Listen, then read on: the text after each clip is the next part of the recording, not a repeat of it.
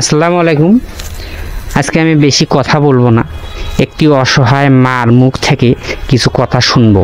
চলুন তার মুখ থেকে কিছু কথা শোনা যাক। আসসালামু আলাইকুম। ওয়ালাইকুম আসসালাম। ভালো আছেন আপনি? হ্যাঁ। কি খাইছেন? মানে কিছু রুটি খেয়েছি। রুটি। এগুলো কি আপনার হাতে? আমার হাতে এগুলো রিপোর্ট। কিসের রিপোর্ট এগুলো? হার্ট, হাই প্রেশার, ডায়াবেটিস, হার্টের তিনটা কাঠি ক্ষয়ে গেছে। হ্যাঁ। আর কমরের কিডনির সমস্যা। কিডনির সমস্যা। হ্যাঁ। তারপর এখন আমার কেউ নাই বাবা, বেটা পুত্র কেউ নাই, স্বামী নাই, আমার কেউ নাই, অর্থ সম্পদ নাই, ঘর পরে জবাব ধরছে, ভাঙ্গা চুরে ঘর, মানুষের বাড়ি থাকি। এটা আপনার ঘর? হ্যাঁ। মারা গেছে কত? চাচা মারা গেছে যে 10-11 বছর হবে। 11 বছর। হ্যাঁ। আপনি খাওয়া দাওয়া কার ভিতর করেন? মানে কার ভেতর করি আমি, চা নিয়ে আসি মানুষের বাড়ি থেকে। এখন হাঁটতে হই না, যাবারও হই না। আপনার ছেলে কয়জন? ছেলে 2জন। 2জন। ওনার কি বেঁচে আছে না মারা গেছে? মারা গেছে।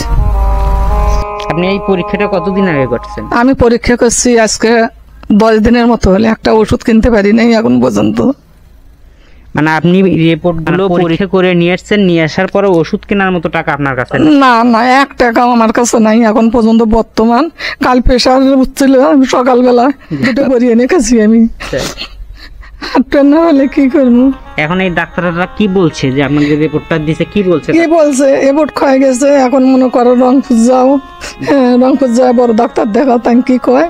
আর আমার যেটা করেনি আমি করে দিছি। ওষুধটা দিয়ে খাইলে আল্লাহ হয়তো মাফ দিতে পারে। এখন আল্লাহ ভরসা, আল্লাহ আল্লাহ কর। আপনার এখন যে ডাক্তারকে আপনি এই রিপোর্টগুলো দেখাইছেন, তাই যে ওষুধগুলো লিখে দিছে খাইতে হবে।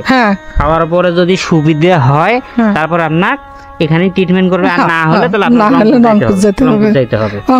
আপনি যে 10 দিন এখানে রিপোর্টগুলো করছেন, এর মধ্যে কি ওষুধ খাইছেন? না, আমি একটা ওষুধও খাই নাই বাবা, এখন পর্যন্ত একটা ওষুধ মুখে দিই, আজ বই মেলাই নেই আমি। আচ্ছা ঠিক আছে। এখন হলো ওষুধটা খাইলেন না কিসের জন্য? মানে টাকা নাই দেখে খাই নাই। টাকা না দেওয়ার মতো কেউ নাই, তাই আমি খাই। শোনেন, এখন হলে মাপ দেওয়ার মালিক হলো আল্লাহ, বুঝছেন? এটা আপনার কপালে যেহেতু লেখা আছে এটাই হবে। এখানে কান্নাকাটি করা যাবে না।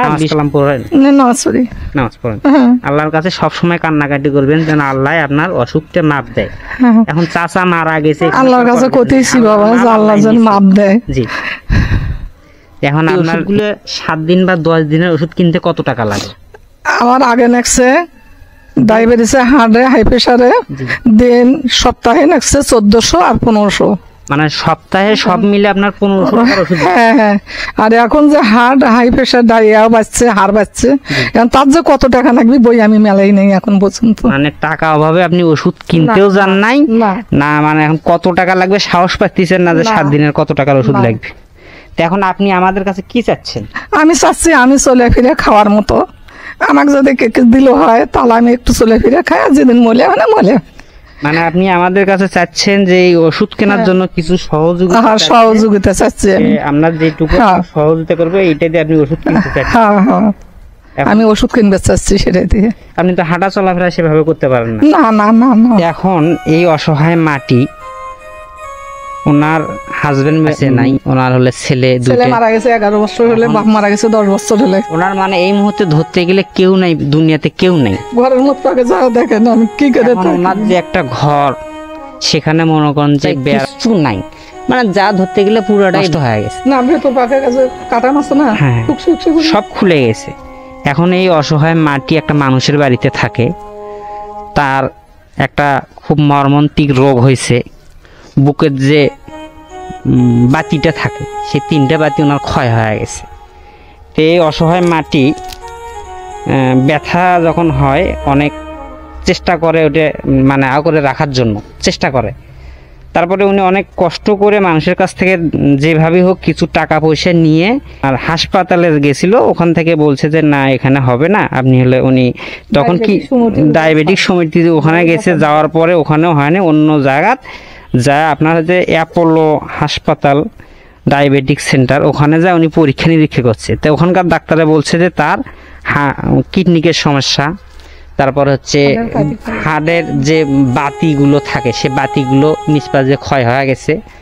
এখন উনি যেভাবে হোক পরীক্ষা নিরীক্ষা করে রিপোর্টগুলো নিয়ে এসছে। এখন ওনার ডাক্তারে যে একটা প্রেসক্রিপশন লিখে দিছে, আজকে উনি 10 দিন হেনে যে প্রেসক্রিপশনটা করে নিয়েছে এই পর্যন্ত উনি 1 টাকারও ওষুধ কিনতে পারেনি। বলতে কি হয়তো ওনার কাছে টাকা নাই, ওই জন্য কিনতে পারেনি। তো আজকে এই অসহায় মাটি আমাদের কাছে আসছে, তো তার কিছু যে কথাগুলো বলল, তিনি আমাদের কাছে কিছু সহযোগিতা চাচ্ছে। তার সপ্তাহে মিনিমাম 1400 টাকার ওষুধ লাগে। এখন উনি এটা জোগাড়ও করতে পারতেছে না, ওষুধটা কিনতেও পারতেছে না। এখন ওনার হচ্ছে 2 ধরনের অসুখ, একটা হচ্ছে হার্টের সমস্যা, একটা হলো ডায়াবেটিক্স, কিডনিকের সমস্যা। এখন এই মুহূর্তে আমরা এই অসহায় মাটির পাশে যদি দাঁড়াই, হয়তো এই অসহায় মাটির জন্য অনেক উপকার হবে। এখন মা সবার, এখন নিজের মা মনে করে যদি আমরা এই অসহায় মাটির পেছনে দাঁড়াই, হয়তোবা এই মাটির উপকার হবে। এখন চাচি শোনেন, আমি চেষ্টা করব আপনার জন্য, হ্যাঁ দেখি কি করা যায় আপনার জন্য। বাবা হয়তো তোমার কাছে কেউ অনুরোধ বাবা, কাল্লা রেখে থাকো বাবা, আমার খুব অসহ্য ধরে গেছে বুঝছেন, পারতেছি না, চলবে না। এক বালতি পানি নিয়ে এসে মানুষের বেড়তে পানি আনা না, ইস্তিমারের দিন কলের ডাটা চুরি কেটে নিয়ে গেছে।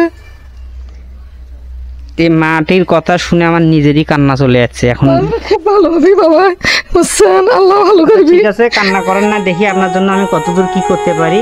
এখন অসুখ দিয়েছে আল্লাহ, ভালো হবে।